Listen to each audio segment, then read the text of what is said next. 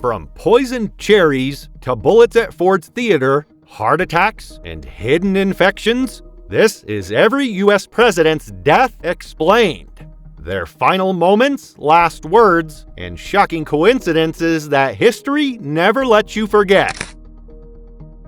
George Washington fell seriously ill after riding in cold, snowy weather. Likely epiglottitis left him struggling to breathe. Doctors drained roughly 80 ounces of blood through aggressive bloodletting, making his condition worse. Surrounded by attendants at Mount Vernon, the first president faced death calmly. His final words were simple but profound. "'Tis well." But the story of July 4th is just beginning. John Adams, 90, faced heart failure on July 4th, 1826.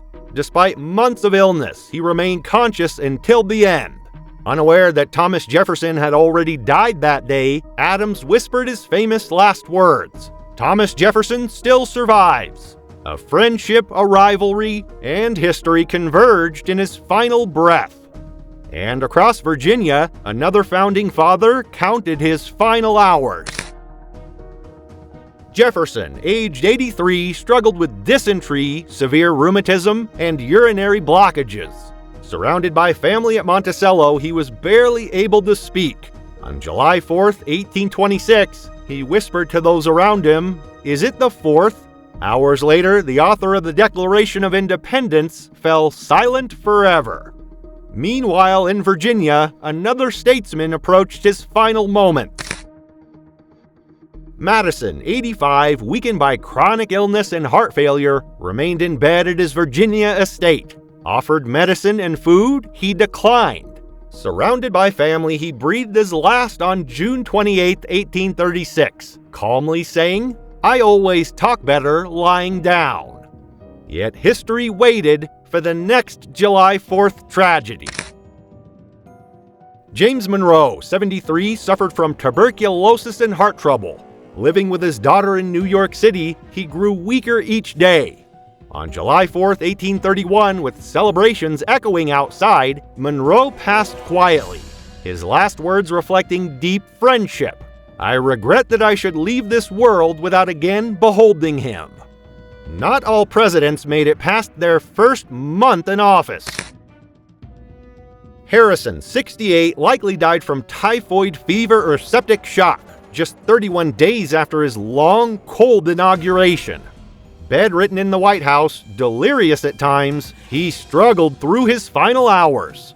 Though his exact last words remain unknown, his short presidency shocked the nation. Some deaths, however, were caused by far stranger circumstances. Taylor, 65, fell ill after eating cherries and drinking milk during July 4th festivities. Acute gastroenteritis worsened over 5 days despite care. In the White House bedroom, surrounded by family, he admitted, "I am about to die. I expect the summons soon." Taylor passed away on July 9th, 1850. Yet bullets, not illness, would take the life of the next president. Lincoln, 56, was shot at Ford's Theater on April 14, 1865. Carried to a nearby room, he lingered through the night. As Mary Todd bent over him, his final words were, "She won't mind."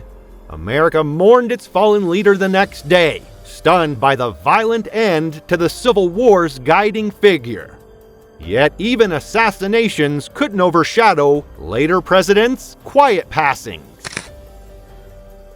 Garfield, 49, lingered for months after being shot. Infection and medical complications worsened his condition. On September 19, 1881, with family at his side, he whispered to his wife, "My wife, be careful of the baby." The nation mourned the loss of a president cut down in his prime. Not all assassinations ended so quickly. McKinley, 58, was shot in Buffalo, New York during a public reception. Despite care, gangrene developed, and he passed away on September 14, 1901. In his final moments, he reportedly said, "It is the best I can do for my country." His death elevated Vice President Theodore Roosevelt to the presidency. Some deaths were sudden yet peacefully accepted. Harding, 57, collapsed from a heart attack while on a speaking tour.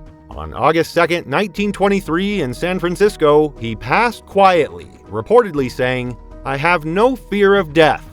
His unexpected passing shocked the nation, ending a presidency marked by scandal and promise. Others faced illnesses that came on without warning. Roosevelt, 63, suffered a fatal cerebral hemorrhage at his retreat in Warm Springs, Georgia on April 12, 1945. Surrounded by aides and family, he collapsed suddenly while sitting for a portrait. His last words remain unknown, but his death stunned a nation still at war. Violence would once again strike a sitting president.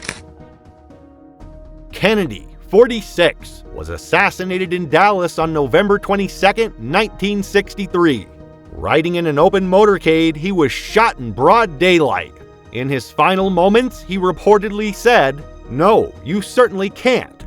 The nation grieved an extraordinary loss, marking one of the most shocking deaths in modern American history. Peaceful passings would follow, quietly ending long lives. Truman, 88, died of heart failure on December 26, 1972, at his home in Missouri. Having survived immense historical upheavals, he passed quietly, with family by his side. His last words remain unknown, but his legacy as a decisive wartime and post-war leader lived on. Some presidents choose to face death with unmistakable clarity. Eisenhower, 78, struggled with congestive heart failure after years of declining health. On March 28, 1969, at his home in Pennsylvania, he accepted death calmly, reportedly saying, "I want to go." The general turned president passed surrounded by family, leaving a nation reflecting on his wartime leadership and measured presidency. And the final decades of the 20th century brought more quietly fading leaders.